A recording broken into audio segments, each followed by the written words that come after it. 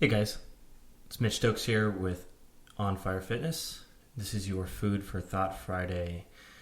It is the end of May, May 31st, 2019. And I wanted to finish off the month with my thoughts on something that is very important to me as a coach and as a parent. And I was speaking about it earlier this morning with a friend of mine. Oftentimes we spend a lot of time tearing down ideas that are counter to our own.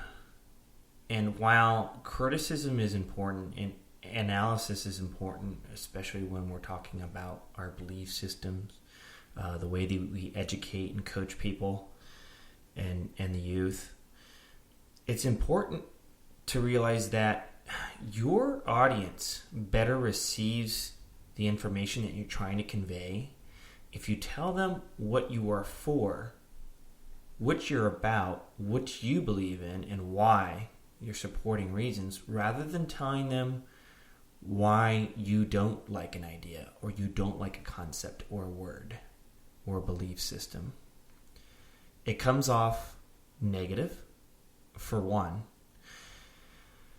In the weightlifting world, in the sporting world in general, track and field, a number of events, there's a lot of technique coaches out there, especially in weightlifting and throwing.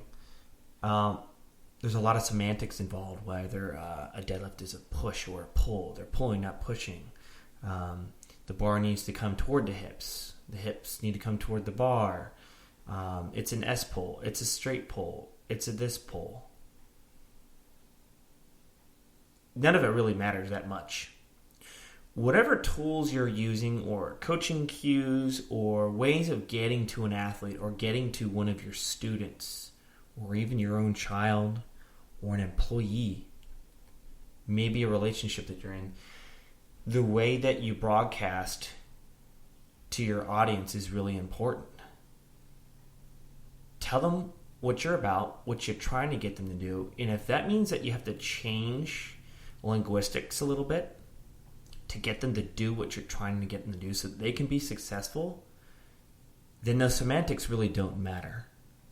My way of saying something, whether it's drive through your legs into the platform, may not work for every weightlifter that I work with. Sometimes I have to tell a kid to jump, as much as I hate saying it. If it gets them to push their legs harder into the platform to produce more force for the lift, for a snatch or clean, then it worked. Now, if their feet start jumping out excessively, then I try to fix that. But the primary goal is to get them to engage the proper muscles. Get them to use their legs and their back and their hips correctly.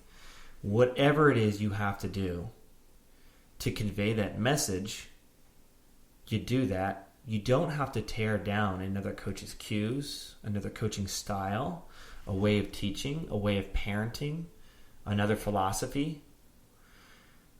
Talk about what you're about, what you're for, why you believe in it so much, and why it works for you and why it works for your athletes or your students or your teammates. Talk about those things. You'll find that you attract more bees with honey than you do salt. Everyone knows that term. Well, what does it mean here?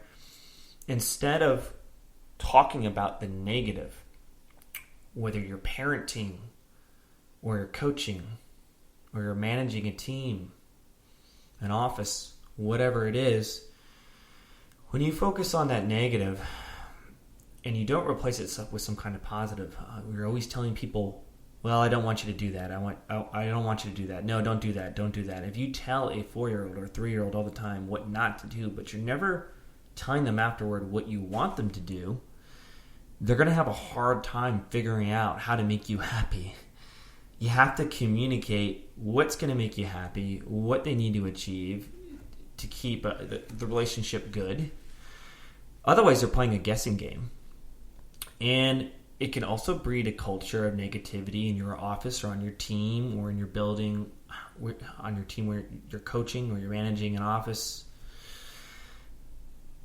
because they start joining in. You have people in your culture, you develop a culture of negativity where they tear down other ideas. They make fun, they poke fun at other teams and other offices. you have to ask yourself, what's a culture that you want around you? What's the culture that you want to grow? That's all I have for you guys. I'll be here next week. Enjoy your weekend.